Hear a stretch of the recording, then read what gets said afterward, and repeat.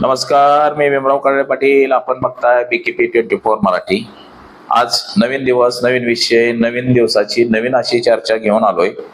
देशामध्ये आपल्या RSS, विश्व हिंदू परिषद, बजरंग दल, रॉ यांच्या कृपेनं देशात भारतीय जनता पक्षाचं सरकार आलंय. तर राज्यातल्या अनेक राज्यांमध्ये जवळपास 20-21 राज्यांमध्ये RSSच्या कृपेनं सरकार आलंय आणि त्याच मूळ विचारधारा ही RSS आणि RSSच्या ज्या उपशाखा आहेत या सर्वांवरती बंदी घाला अशी अमेरिकेच्या राष्ट्राध्यक्ष ट्रम्प यांच्याकडे मागणी करण्यात आलेली आहे.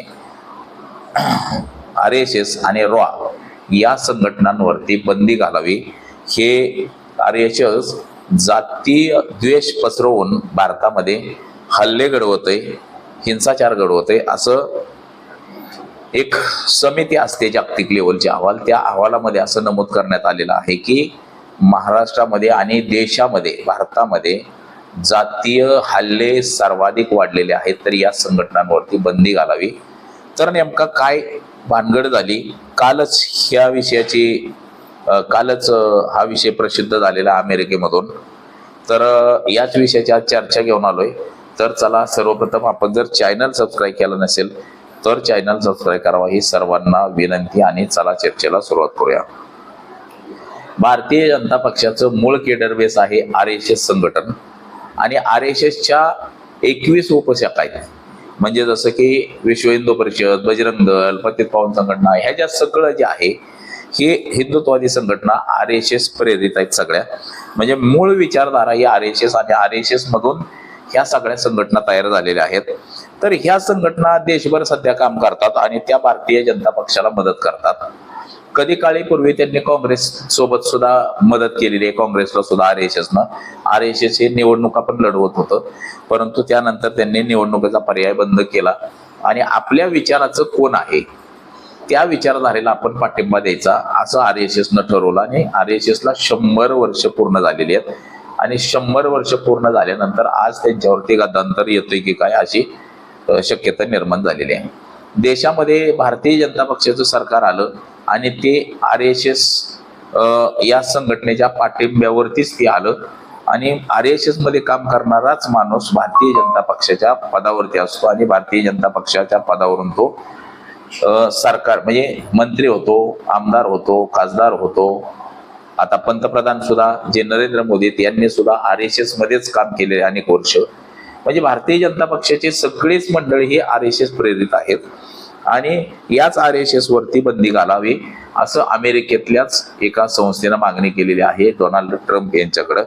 तर त्याचा अहवाल जो आहे ते सुद्धा आपण बघूया की नेमका अहवाल काय सांगतो. म्हणजे RSS संघटना आणि रॉ वरती बंदी घालावी अशी ट्रम्पकडे मागणी केलेली आहे. आणि याच्यामध्ये हिंसाचार जो महाराष्ट्रामध्ये भडकतोय, महाराष्ट्रामध्ये जशी यवतला जातीय दंगल झाली, मुंबईमध्ये झाली, औरंगाबादला वातावरण कसं झालं, कोल्हापूरला झालं, म्हणजे जे भारतीय जनता पक्षाचे हे विष पेरणारे काही नेते आहेत, नारायण राणेंचे चिरंजीव असतील किंवा संग्राम जगताप असेल किंवा महेश लांडगे किंवा हा गोपीचंद पडळकर, म्हणजे जे पूर्वी कधी काळी वंचित मध्ये काम केलं, नंतर राष्ट्रीय समाज पक्षामध्ये काम केलं, अशी जी सगळी लोक आहेत ते म्हणजे संग्राम जगताप सुद्धा राष्ट्रवादी काँग्रेसचाच माणूस आहे आणि महेश लांडगे ह्या सुद्धा राष्ट्रवादीतनच नगरसेवक झाला. त्यानंतर त्यांनी हिंदुत्ववादाची भूमिका प्रखर अशी भूमिका घेतली आणि मुसलमानांच्या विरोधात गरळ वकायला सुरुवात केली. लांड्यांनो, अमक तमक, मुल्ला वगैरे अशा भाषणं तयार केली. तसंच आता त्या महेश लांडगेनं तर मध्ये असं भाषण केलं की आम्हाला मुसलमानाची मतं नको आहेत, मला फक्त हिंदूंचीच मतं हवी आहेत. म्हणजे अशा पद्धतीचं उग्र भाषण करायचं आणि जातीय सलोखा सगळा बिघडून टाकायचा. त्याच्यात गोरक्षक आहे, आमका आहे, तमका आहे, हे सगळं बघा. आंतरराष्ट्रीय लेवलला अहवाल हा सगळा तयार होत असतो. एक आंतरराष्ट्रीय धार्मिक स्वातंत्र्यावरील एक आयोग आहे अमेरिकेमध्ये आणि या आयोगानं 2026चा वार्षिक अहवाल जो आहे तो भारताविरोधात अत्यंत टोकाची भूमिका घेतलेली आहे. म्हणजे हे जे आपण जे सगळं सांगतो, या देशामध्ये सगळ्या जाती धर्म सगळे आम्ही एकत्र राहतो, गुण्या गोविंदाने राहतो आणि ते खरं पण आहे. भारतीय संविधानाने आम्ही सगळे एकत्र राहतो, परंतु राजकारणासाठी काय लोकांनी हे राजकारण फक्त सत्तेसाठी वापरण्याचं ठरवलेलं आहे आणि त्यामुळं देशाची नाचक्की, देशाची बदनामी आंतरराष्ट्रीय लेवलवरती होते. पाठीमागच्या काळामध्ये युपी मध्ये म्हणजे उत्तर प्रदेश असेल, राजस्थान असेल, मध्य प्रदेश असेल, जे तयार केलेली धार्मिक आंतरराष्ट्रीय स्वतंत्र आयोग जो आहे, ज्याला आपण USCIRF असं जे म्हटलं जातं, याचा 2026चा अहवाल प्रकाशित झालेला आहे. आणि याच्यामध्ये भारतातील धार्मिक स्वातंत्र्य कमी झाल्याचा आरोप करण्यात आलेला आहे.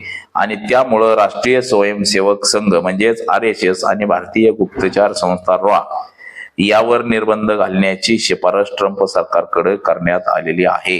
हा अहवाल RSS ला देशातील अल्पसंख्याकांसाठी धोकेदायक मानतो, अशी ही माहिती याच्यामध्ये आलेली आहे. म्हणजे अल्पसंख्याक विभागासाठी RSS ही धोकादायक संघटना आहे असंही म्हटलं गेलेलं आहे.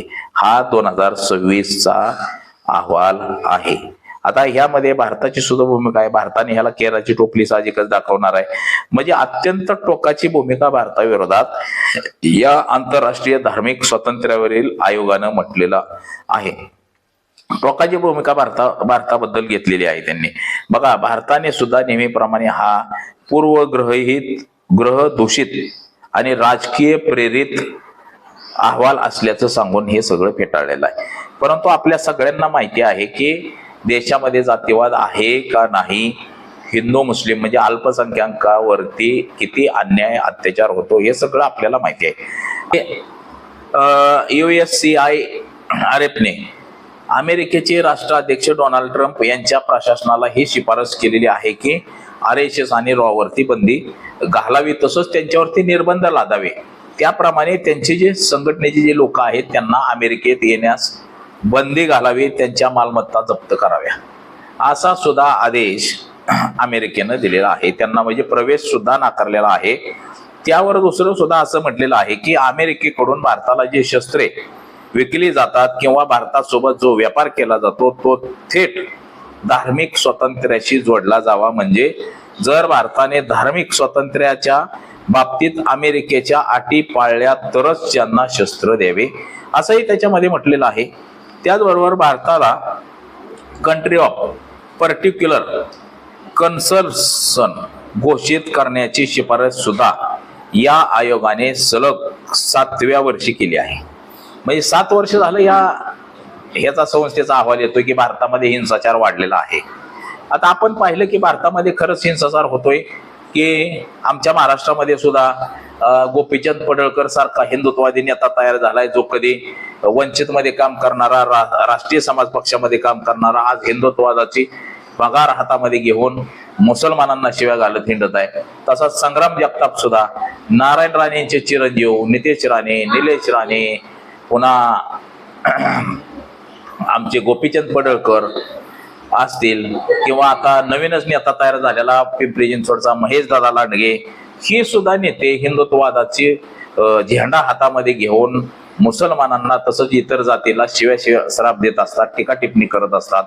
म्हणजे हा जो जातीवाद वाढलेला आहे हा आपण सगळ्यांनी बारकाईने बघणं गरजेचं आहे. तसंच उत्तर प्रदेश असेल, बिहार असेल, मध्य प्रदेश असेल, राजस्थान, गुजरात हे जे राज्य आहेत, छत्तीसगड, ह्या अशा राज्यांमध्ये किती जातीवाद, अल्पसंख्याकांवरती किती अन्याय अत्याचार होतोय हे सुद्धा आपण पाहणं गरजेचं आहे. आता आयोगानं काय काय आरोप केलेला आहे. भारतात धार्मिक अल्पसंख्याकांची स्थिती खालावली असून त्यांना लक्ष्य केलं जात आहे असल्याचा दावा अहवालात केला आहे. वक्फ दुरुस्ती कायदा, उत्तराखंडचा अल्पसंख्याक शिक्षण कायदा आणि विविध राज्यातील धर्मांतराविरोधात कायद्यावर आयोगाने टीका केली आहे. महाराष्ट्र, ओडिशा, उत्तर प्रदेश मधल्या जातीय दंगलीसाठी विश्व हिंदू परिषद आणि RSSशी संबंधित सगळ्या संघटना आहेत असंही म्हटलं जातं. याच्यामध्ये सगळ्या संघटना जबाबदार आहेत. परदेशातील शीख फुटीरवाद्यांच्या हत्येचा कट RAचा सहभाग त्याच्यामध्ये सुद्धा असल्याचा आयोगाने दावा केलेला आहे. आता ह्याला भारतानं सुद्धा चोख प्रत्युत्तर दिलेलं आहे. भारतीय परराष्ट्र मंत्रालयाने यापूर्वीच याला अशा अहवालाला केराची टोपली दाखवलेली आहे. भारतामध्ये 1.4 अब्ज लोकांचा देश असून येथे सर्व जाती धर्माचे लोक गुण्या गोविंदाने राहतात असं भारताने म्हटलेलं आहे. भारताची बहुचर्चित बहुसंस्कृती चौकट समजून घेण्यास हा आयोग अपयशी ठरलेला आहे असंही म्हटलेलं आहे. आणि अशामुळं चुकीचं सादरीकरण केल्यामुळं भारताची प्रतिमा डागाळण्याचा जाणीवपूर्वक प्रयत्न केलेला आहे असं सुद्धा भारत सरकारने आयोगाला सांगितलेलं आहे. त्याचबरोबर आयोगाच्या पथकाला भारतात येण्यासाठी व्हिसा सुद्धा दिला जात नाही. तो व्हिसा सातत्यानं नाकार दिला जातोय. भारतामध्ये हस्तक्षेप करू नका असं भारताचं म्हणणं आहे. आता हा आयोग जो आहे 1998 साली अमेरिकन काँग्रेसनं स्थापन केलेला आहे. हा आयोग जगभरातील धार्मिक स्वातंत्र्यावर लक्ष ठेवतो. म्हणजे जगभरातलं, नुसत्या भारतामध्ये नाही, जगामध्ये ह्या आयोगाचं लक्ष असतं की कुठल्या देशामध्ये काय चाललंय, कुठल्या समाजावरती अन्याय होतोय, अत्याचार होतोय. बघा, मध्यंतरीच्या काळामध्ये पाकिस्तानमध्ये सुद्धा अल्पसंख्याक म्हणजे हिंदूंवरती हल्ले होत होते, तर त्या सुद्धा ज्या संघटना होत्या त्या संघटना सुद्धा दहशतवादी यादीमध्ये अमेरिकेनं टाकल्या गेलेल्या होत्या. आता असंच काहीस RSS संघटनेच्या बाबतीत सुद्धा झालेलं आहे. RSS आणि RSSच्या ज्या उपशाखा आहेत त्या सगळ्या विश्व हिंदू परिषद, बजरंग दल या सगळ्या संघटनांच्या बाबतीत सुद्धा असंच झालेलं आहे की RSS आणि RSS प्रेरित असलेल्या सगळ्या संघटना ह्या जातीयवादाला खतपाणी घालतात आणि यांच्यामुळं जातीय सलोखा बिघडतोय असंही म्हटलं जातंय.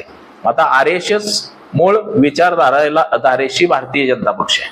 म्हणजे RSS मध्ये काम केलेलीच लोक भारतीय जनता पक्षाचे पदाधिकारी होतात आणि आमदार, खासदार, मंत्री, मुख्यमंत्री, पंतप्रधान इथपर्यंत पोहोचतायत.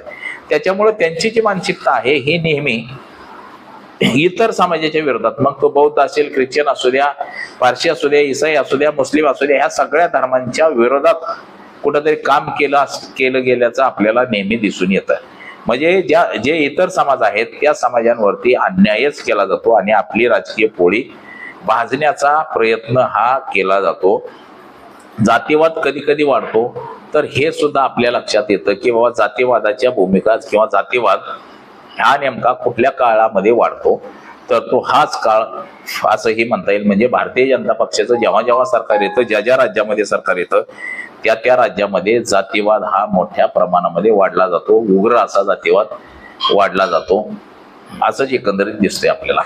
तर बघा, हे जे आंतरराष्ट्रीय संस्था आहे, आयोग आहे, या आयोगानं मात्र भारतामधलं जे RSS आहे आणि विश्व हिंदू परिषद, बजरंग दल ह्या ज्या संस्था आहेत या संस्थांवरती म्हणजे मूळ RSS वरतीच बंदी घाला अशी जी मागणी केलेली आहे, ही मागणी आता जोर धरते का काय होतंय का काय, हे सुद्धा येणाऱ्या काळामध्ये आपल्याला कळणार आहे. तर आज एवढंच. माझा सहकारी कॅमेरामन अनिकेत सह, मी भीमराव कडाळे पाटील, BKP 24 मराठी, इंदापूर, पुणे.